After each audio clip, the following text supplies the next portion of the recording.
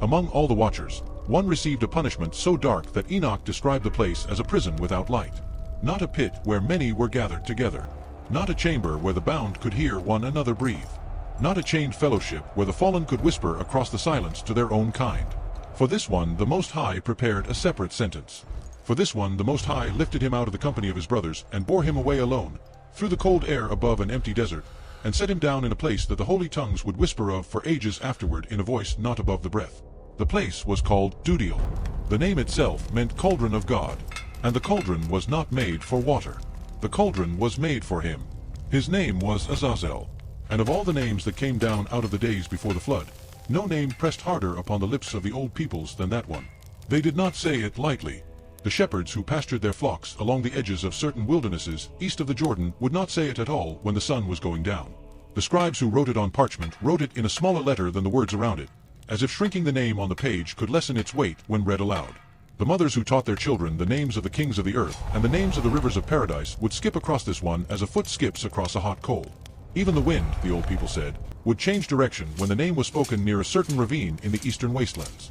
Even the goats refused to graze upon a certain hillside where, for lifetimes earlier, a wandering prophet had let that one word fall out of his mouth and had then walked on, faster than before. He was not as the others. Many had come down upon the mountain. Many had broken the oath together. Many had taken the daughters of men and taught what should not have been taught, and fathered what should not have been fathered. But Azazel was one of the chiefs. Azazel was one of the leaders. And of all the chiefs of the watchers, Azazel was the one whose teaching reached deepest into the bones of men, and whose teaching reached most into the blood of women, and whose teaching reached furthest into the soul of the world. Hear what he taught, and you will begin to understand why the cry of the earth rose louder for him than for the others. He taught men the making of swords. Before him, the sons of Adam fought with stones and with sticks and with the bare hand. After him, the iron was drawn out of the rock and beaten under the hammer until it took the shape of a blade. He showed them the curve of the cutting edge that would slip easiest between the ribs. He showed them the angle of the point that would pass through the throat without resistance. He showed them how to draw the temper of the metal in the forge, how to cool it in oil and not in water, how to place the bone into the hilt that the hand might not slip in the moment of the killing. The men who learned from him did not learn to defend themselves. They learned to attack. They learned to take. They learned that the strong with iron would always overcome the weak with bone. And the killing began upon the earth in a way it had never begun before. He taught them the making of shields, the shaping of the bronze that would turn the blow aside, the leather inlay that would absorb the shock, the bossed center that would catch the spear and break it. He taught them the breastplate, the helm, the greave. He taught them the long lance and the throwing javelin and the war club studded with sharpened teeth. He gave them every art by which a man might walk upon a field of other men and leave them bleeding while he himself walked away unharmed. And he did not give these gifts to a single tribe.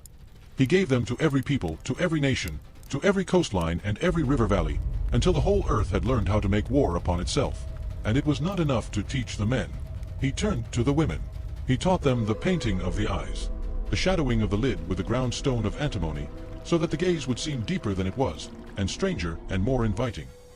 He taught them the staining of the lip with the crushed root and the berry of certain plants. He taught them the curving of the brow, the bleaching of the cheek, the redness of the cheek thereafter. He taught them the wearing of rings upon the fingers, and rings upon the ears, and rings upon the nose, and rings upon the toes. He taught them the loosing of the hair, and the binding of the hair, and the perfuming of the hair. He taught them the ornaments of bracelets, and the ornaments of anklets, and the ornaments of armlets, the heavy chains of beaten gold across the throat, the small chimes of silver upon the ankle, so that every step would be heard before it was seen. And what came of this? The men, who had been taught to kill, looked upon the women who had been taught to be desired, and the killing and the desiring became one thing, and the cry of the earth doubled, and doubled, and doubled, until it could no longer be contained beneath the floor of heaven. For the blood that was spilled upon the ground in the days that followed the teaching of Azazel was a kind of blood that the earth had not yet tasted. The blood of Abel had cried out, but the blood of Abel was the blood of one brother. The blood that flowed under the iron of Azazel was the blood of cities, the blood of villages, the blood of caravans cut down along the wells, the blood of women dragged behind the walls of conquering kings, the blood of children stuck upon the points of spears so that their fathers might not return to the fight. The blood ran in rivers, and the rivers ran into the sea, and the sea, the old peoples whispered, grew salt because of what flowed into it in those days. And the corruption was not only in the blood, it was in the desire. The men who looked upon the painted women were not the men they had been before. Something in them was rearranged. They could no longer see a woman without seeing the rings and the paint and the chime of the silver. They could no longer see a daughter as a daughter. They could no longer see a sister as a sister. They saw, instead, a thing to be taken. And the women, who had been taught to display, no longer remembered how to be hidden. They walked in the marketplaces with their faces uncovered, with their hair loosed, with the ornaments rattling at their throats, and they looked upon the men, and they invited what should not have been invited, and the cities sank into a fever that no rain could cool. The great altars of the high places, which had once smoked with the lamb and the goat in offering to the Most High, began to smoke with other things. The firstborn children of the cities began to pass through the fire. The cries that rose from those altars were not the cries of cattle. They were the cries of infants. And the men who were burning the infants had been taught by Azazel how to make the bronze of the bowl and the iron of the knife and the heat of the furnace. He had taught them everything they needed to do this. And he had taught them, in the painting and the perfuming and the rings, how to forget that they had ever been the kind of beings who would not have done it. So the cry of the earth went up. And the cry was not a single cry. It was the cry of murdered children and ravaged daughters, the cry of broken cities and trampled fields, the cry of altars defiled and waters poisoned, the cry of every mouth that had been silenced before its time. And the cry climbed and climbed and climbed, and at last it reached the floor of heaven, and the floor of heaven shook, and the Most High looked down. He saw it all. He had always seen it all. He had let it run on long, that none might say afterward that he had been hasty, that none might say that the Most High had not been patient, that none might say that the watchers had not been given time to repent. But the time was now finished, and he spoke. He did not speak to Shemaiah first. He did not speak to Barachel. He did not speak to Kokabel or to Penemu or to any of the others by name first. He spoke first to one of the archangels who stood about his throne. He spoke to Raphael, and the word he gave to Raphael was not the word he gave to the others. To Michael he would give Shemaiah to be cast into the pit with his brothers. To Gabriel he would give the work of striking down the Nephilim and stirring up their war against each other so that they might destroy themselves before the flood. But to Raphael he gave a single name and a single sentence, and the sentence was unlike any other. Bind Azazel by his hands and by his feet. Cast him into the darkness. Open the desert that is in Dudiel, and place him there. And lay upon him sharp and jagged stones, and cover his face that he may not see light. And on the great day of judgment he shall be cast into the fire. And to him ascribe all the sin. To him ascribe all the sin. Hear that, and hear it again. There were 200 watchers who came down upon Hermon. There were many chiefs. There were rivers of teaching that poured out of them and ran in every direction across the earth. But the Most High said to Raphael, in the binding of this one, ascribe to him all the sin. Not because the others were innocent. They were not innocent. But because this one had been the spring from which the worst of the corruption had welled up. This one had taught the iron. This one had taught the paint. This one had taught the ornament. This one had taught the desire that took daughters and the violence that drank brothers. He had not been the only chief, but he had been the first chief in the matter of what the earth could no longer endure. And so the word came down, and Raphael rose, and he took up the chain that had been prepared for that hour, and he went. The watchers were gathered for judgment in the great valley below Hermon. Azazel stood among them. He had given up his struggle. He had heard, with a long strange hearing of his kind, the words that the Most High had spoken concerning him. He knew that his sentence was not the sentence of the others. He knew that he would not be lowered with Shemaiah into the chambers below the basalt floor. He knew that his place had been chosen apart, and he stood waiting, his head not bowed but lifted, his pale silver eyes open and dry, his six-fingered hands hanging loose at his sides, the tarnished ornaments of his own teaching still hanging upon his chest in a kind of mockery of what he had once given to the world. And Raphael came down out of the upper light. The watchers saw him as a column of slow gold. The men who were watching at a distance from a hill above the valley saw him as a fire that did not consume. The chains in his hand had no weight to him, though they would have crushed any iron of the earth. He did not speak when he descended. He did not address Shemaiah. He did not address any of the others. He walked through their kneeling lines with a long slow walk of one who comes for a single thing and will not be turned aside by anything else upon the way. And he came to Azazel. And he looked at Azazel. And Azazel, in his last moment of standing free upon the soil of the world, looked back. What passed between them in that moment, the witnesses could not say. The witnesses could see only that the air between the two figures rippled like the air above a furnace, that the dust at their feet lifted in two small spirals and did not fall again, that the light around Raphael did not weaken and the dimness around Azazel did not strengthen. And then, in one motion, the archangel laid the chain upon him. The chain was not iron. The chain was a substance the makers of metal had no name for. It was the cold blue white of the heart of a star. It was inscribed along every link with characters that the prophets, when they later were allowed to glimpse such markings in vision, said burned like words written upon the surface of still water. The chain went about Azazel's wrists. The chain went about his ankles. The chain went about his neck. The chain crossed his chest and crossed his back and bound his arms to his sides, so that the great length of him stood now within the bonds like a tall tree wound about with vines that no man's hand could ever cut. And he made no resistance. He had heard the verdict. He knew there could be no resistance. Raphael lifted him. He did not drag him. He did not lower him into the valley pit with the others. He lifted him into the air, the long-bound form held in the angel's light, and the two of them rose, slowly, slowly, into the night that was coming down across the valley. The watchers who were still upon the earth did not look up. They had no right. The men upon the hill looked up, and the men upon the hill, even at that distance, fell upon their faces, and the men who were upon their faces would not lift their faces until long after the light had passed away over the eastern horizon. And Raphael flew, with Azazel in his light, eastward through the night, across the river that the old peoples called the Great River, across the high tablelands beyond it, across the salt waste, across the broken hills, until they came to a region of the earth so dry, so jagged, so abandoned of all green and all water and all comfort, that the very air above it tasted of dust. And there, in the deepest place of that wilderness, where no caravan would ever pass and no shepherd would ever wander, the angel began his descent.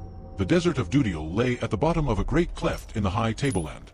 Seen from above, it looked like a wound that the earth itself had cut into its own flesh and never been able to close. The walls of the cleft were sheer and black, banded with old red iron in the stone. The floor of the cleft was 100 meters below the rim, and the floor of the cleft was not flat. It was a field of jagged broken rock. The stones were not round. The stones were sharp. They were the sharpness of old shattered things.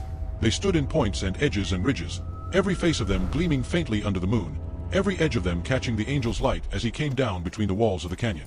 He laid Azazel upon those stones. He did not place him gently. He did not place him cruelly. He placed him with the exactness of one who is fulfilling a sentence pronounced by another. The body of the bound watcher came down upon the bed of jagged rock, and the sharp points of the rock pressed into the back of him, into the shoulders of him, into the back of the head of him, into the heels and the calves and the long bones of him. And he did not cry out. The chains held his arms to his sides. The chains held his throat. The cold blue white of the inscribed links did not slacken. He lay upon the stones as a tall thing laid flat upon 1,000 teeth. And Raphael drew from beneath the breastplate of his armor a veil. The veil was darker than the night above them. The veil was the color of the place between stars where no star has ever yet shone. The veil was woven of a darkness made for one purpose only, and the purpose was this. Raphael unfolded the veil. The veil hung in the angel's hand like a cloak woven of absence. And Raphael laid the veil over the face of Azazel. The face went away. The pale skin, the silver eyes, the long shadow of jaw and brow, the mouth that had taught the painting and the iron, all of it disappeared beneath the dark cloth. And the dark cloth did not lift again. It settled upon the face of Azazel and adhered to the face of Azazel. And from that hour, no eye of any kind, would see the face of Azazel again until the day appointed. And then began the covering. The angel did not lay the stones with his own hand. The angel raised his hand, and the canyon itself answered. The walls of the cleft began to break and to crumble and to fall. The stones of the cleft, those that stood as ridges along the walls, those that hung as broken slabs above, began to slide and to come down upon him. They came in slow waves. They came one upon another. The smaller stones first, packing about the long form of him, filling in the spaces between his bound limbs, building up around his shoulders and around the dark veil of his face, pressing upon him with a weight that grew and grew and grew. Then the larger stones, slabs the size of a man, and slabs the size of a wagon, and slabs the size of a small house, broke from the walls of the canyon and fell down in slow obedience and laid themselves upon him. And still he did not cry out. He could not cry out. The chains held his throat. The veil held his mouth. The stones pressed upon his chest until the ribs of him bent. The stones pressed upon his face until the dark veil sealed itself to the skull of him. The stones rose above him in a mound, and the mound rose to the level of the floor of the canyon, and the mound rose above the level of the floor of the canyon, and the mound rose like a hill above the desert, and still the stones came, and still the angel stood with his hand upraised, and still the canyon obeyed. When at last the angel lowered his hand, the cleft was filled. The pit was sealed. The desert of Dudiel had closed over the chief of the watchers as a wound closes over a buried splinter. And the moon shone down upon a field of broken rock in a wilderness that no man would visit, and beneath the rock and the chain and the veil, lay Azazel. And Raphael flew away into the upper light. Long generations later, when the floods had come and the earth had been washed and a new generation of men had begun to multiply again along the rivers, the memory of what had been done at Dudiel did not pass away. It traveled in the mouths of the old. It traveled in the songs of the wandering tribes. It traveled into the scrolls that the scribes of the post-flood peoples began to write down upon hide and read. And the prophets, who came afterward, knew of it. They knew of it even when they did not name it. A man named Jude, who was a brother of the Lord, took up his pen in the days of the apostles. He had read the writings that came down out of Enoch. He had heard, in the synagogues of his time, the verses that spoke of the angels who had not kept their first estate. And he wrote, plainly, and the writing has remained. The angels which kept not their first estate, but left their own habitation, he hath reserved in everlasting chains under darkness unto the judgment of the great day. He did not need to say the name of Azazel. The chain, the darkness, the reservation, the great day. Every word of that one sentence was a finger pointing back across the centuries to the cleft in the desert of Dudiel, and to the bound form beneath the rock, and to the veil upon the silenced face. Another man took up the same testimony. His name was Simon, called Peter, the fisherman of Galilee. He wrote in his second letter, plain as the words of Jude, plainer perhaps. If God spared not the angels that sinned, but cast them down to hell, and delivered them into chains of darkness, to be reserved unto judgment. Again the chain. Again the darkness. Again the reservation. Again the great day. Two different men, in two different houses, in two different cities, writing two different letters to two different congregations, both reaching back to the same memory, both knowing that the memory was the same. There are not many places in the holy writings where the older books of Enoch and the letters of the apostles touch hand to hand across the vast distance of the centuries. But here, at Dudiel, at the binding of Azazel, the two testimonies clasp each other. And what they tell us is this: the chains have not been loosened. The darkness has not been lifted. The veil has not been drawn back. The judgment has not yet come. He is still there. So the old peoples lived above him, and around him, and at a distance from him, and they remembered. The Bronze Age shepherds who pastured their flocks in the high steppes east of the Jordan would not lead their goats too far toward the south, because the elders had said that there was a wilderness south of the great salt sea where even the wind moved sluggishly, where the dust lay in a way the dust did not lie elsewhere, where the stones, if struck with a staff, gave back a sound that was not the sound of stone. The caravan men who carried frankincense up out of the south would alter their routes by half a day to avoid the central wastes, and when their younger sons asked them why, the fathers would not answer in words. They would only point to the older silence in their own faces and let the silence carry the warning. The scribes who copied the scrolls of Enoch in the schools of the rabbis would, on coming to the passages about Azazel, lift their pens from the parchment and walk 3 times around the room before they sat down again to write. They lit a second lamp in those hours. They closed the window. They placed a small bowl of salt at the corner of the writing table. None of these acts were taught to them. None of them were prescribed in any handbook. They simply did them because their fathers had done them, and their fathers' fathers, and somewhere far back in the chain of the doing there had been an old man who had said only this: when you write that name, do not write it alone, and do not write it with an open window.